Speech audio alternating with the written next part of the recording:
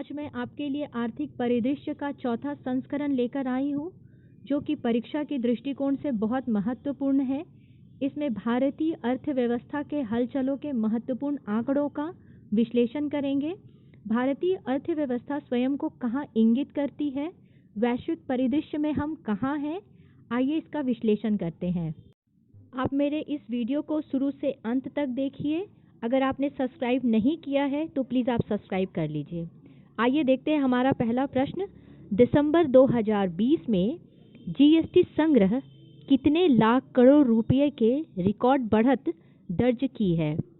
इसका जवाब है 1.15 लाख करोड़ रुपया। भारतीय अर्थव्यवस्था के लिए नए साल का आगाज शानदार तरीके से हुआ है। कोरोना और लॉकडाउन से बाजार में छाई सुस्ती छटने से दिसंबर महीने में जीएसटी संग्रह रिकॉर्ड उच्च स्तर 1.15 लाख रुपए के पार पहुंच गया है।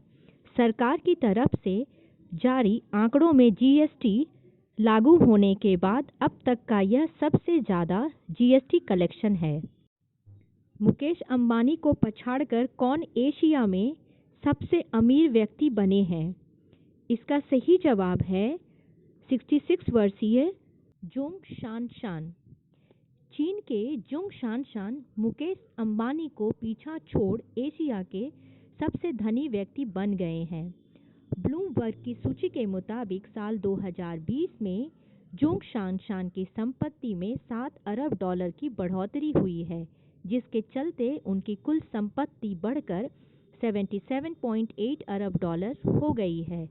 इस बढ़ोतरी ने उन्हें एशिया का सबसे अमीर शख्स बना दिया है। वहीं मुकेश अंबानी की संपत्ति 76 अरब डॉलर है। वहीं दुनिया के सबसे अमीर लोगों की सूची में उनका नंबर 11वां हो गया है। जिस तेजी से उनकी संपत्ति बढ़ी है, यह इतिहास में सबसे तेज है। जुंग शानशान ने कई क्षेत्र में अपना किस्मत आजमाया है। एशिया के सबसे अमीर शख्स बनने से पहले उन्होंने पत्रकारिता, मशरूम की खेती से लेकर स्वास्थ्य क्षेत्र में हाथ आजमाया और सफलता की सीढ़ी चढ़ते गए। जुंग ने इस साल अप्रैल में वैक्सीन बनाने वाली कंपनी बीजिंग वॉन्टई को चीन के शेयर बाजार में सूचीबद्ध कराया था। उनकी पहली company Beijing Wantai biological pharmacy vaccine बनाती है, तो दूसरी कंपनी नॉनगफू स्प्रिंग बोतलबंद पानी बनाती है। आइए चलते हैं हमारे अगले प्रश्न पर। 8 बुनियादी उद्योगों का उत्पादन नवंबर 2020 में कितने प्रतिशत घटा है? इसका सही जवाब है 2.6%। देखते हैं हमारे बुनियादी उद्योग कौन कौन से हैं। पहले कोयला, उर्वरक, बिजली, कच्चा तेल, प्राकृतिक गैस, रिफाइनरी उत्पाद, इस्पात और सीमेंट। लगातार 9वें महीने नवंबर में 8 बुनियादी उद्योगों के उत्पादन 2.6% की गिरावट दर्ज की है।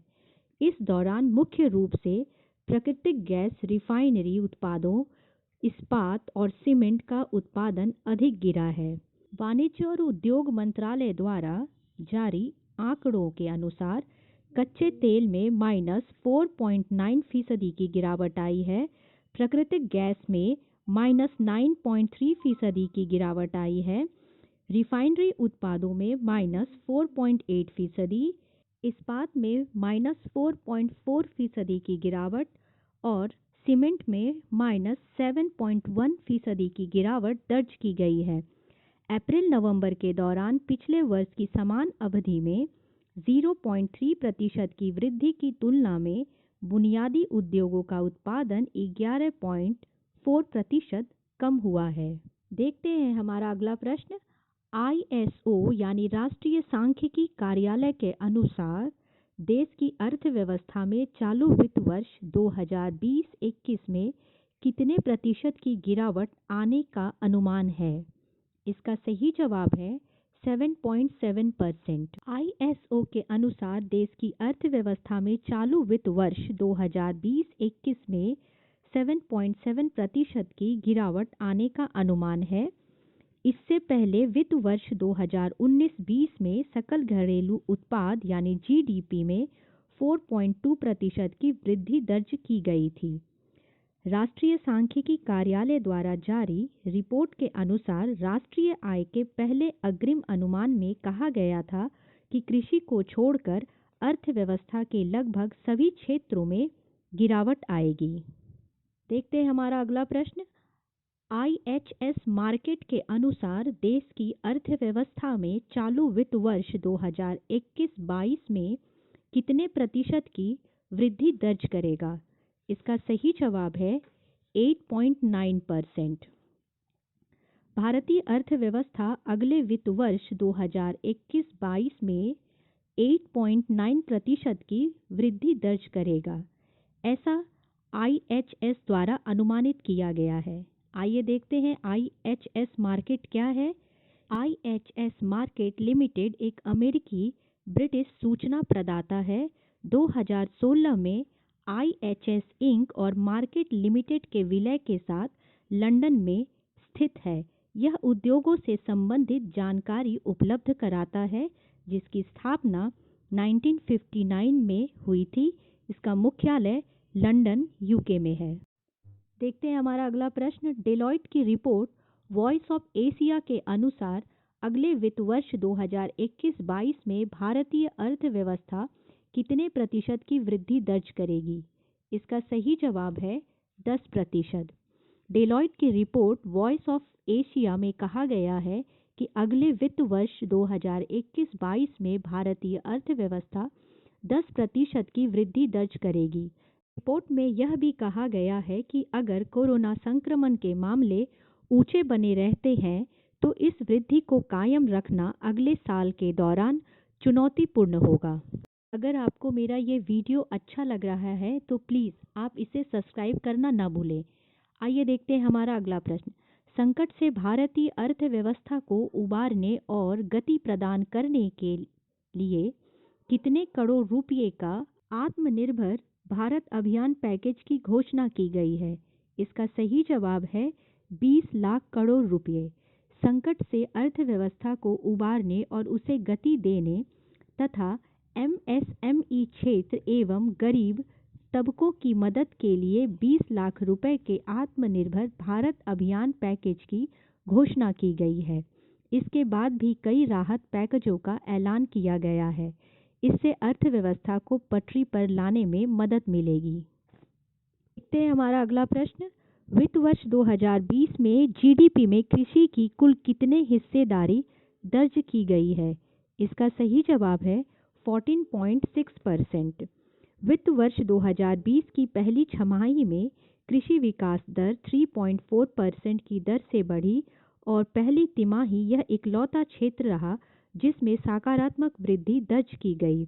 अर्थशास्त्रियों के अनुसार वित्त वर्ष 2021 में GDP में कृषि की हिस्सेदारी 16% तक पहुंच सकती है, जो वित्त वर्ष 2020 में 14.6% रही थी।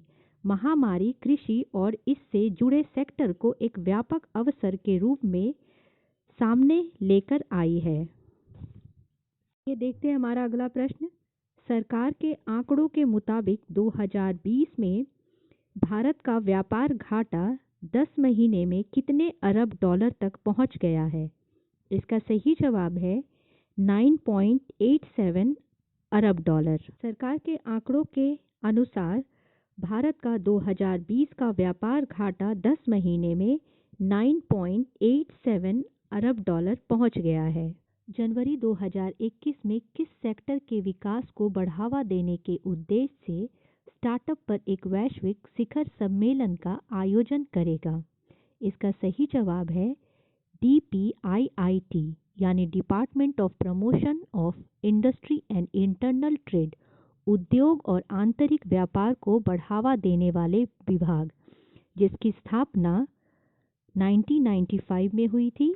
इसके पेरेंट ऑर्गेनाइजेशन है ministry of commerce and industry और इसके सेक्रेटरी हैं गुरु प्रसाद महापात्रा। देखते हैं हमारा अगला प्रश्न।